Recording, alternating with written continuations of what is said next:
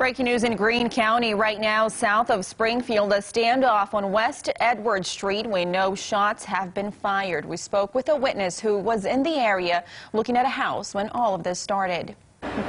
Scared, frightened, because it's kind of in our neighborhood, because we live just north of Republic Road off of Golden. And this has always been a quiet neighborhood from what I've heard. So not much really goes on here. Our David Chasanoff is live on the scene. David, what's happening out there? What have you learned?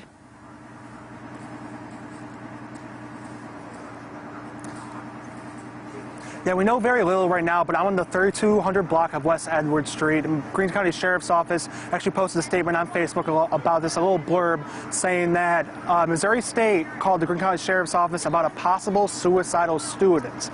That's all the information we know as of right now, but the Battlefield Fire Protection District is here, as well as SPD, Greene County Sheriff's Office, and the Missouri State Highway Patrol. Several others are looking on, wondering what's going on, and that's all the information we have as of right now.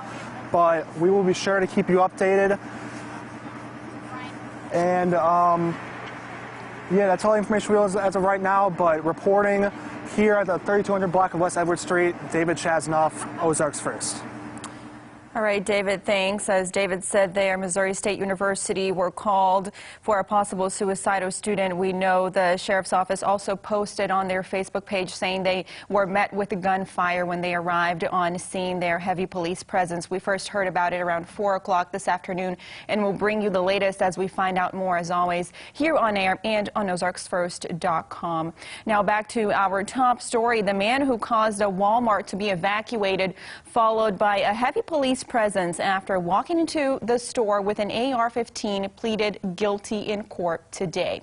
21-year-old Dmitry Andreychenko reached a plea agreement with the prosecuting attorney today. Caller 10's Jesse Inman is covering this story tonight. Jesse, he pleaded guilty for a much lesser crime than what he was initially charged with, correct? Yeah, that's right. So in the hours after that incident at the neighborhood market on Republic Road, he was charged with a felony of making terroristic threats in the 3rd degree. But today, he walked away with just a misdemeanor of causing a false police report to be filed.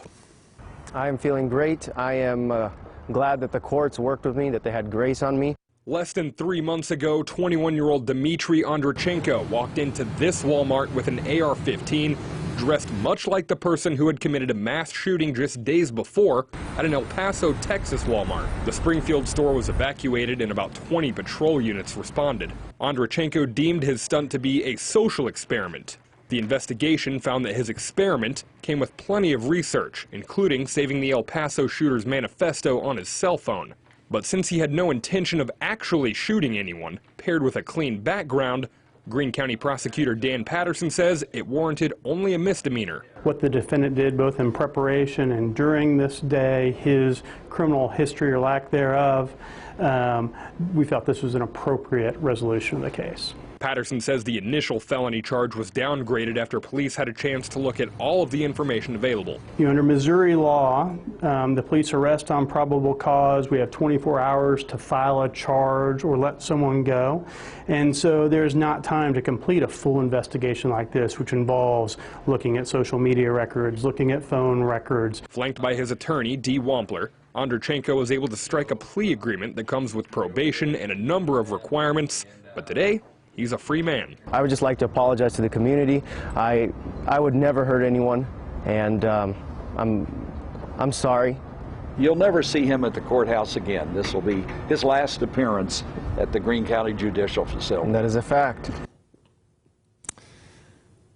Now let's take a look at the facts of his plea agreement handed down today. Andreychenko was given a 180-day suspended jail sentence. What that means is that he will avoid jail time unless he violates his 2-year probation. Andreychenko has served 48 hours of shock incarceration, and he will complete a variety of training and community service. Jen?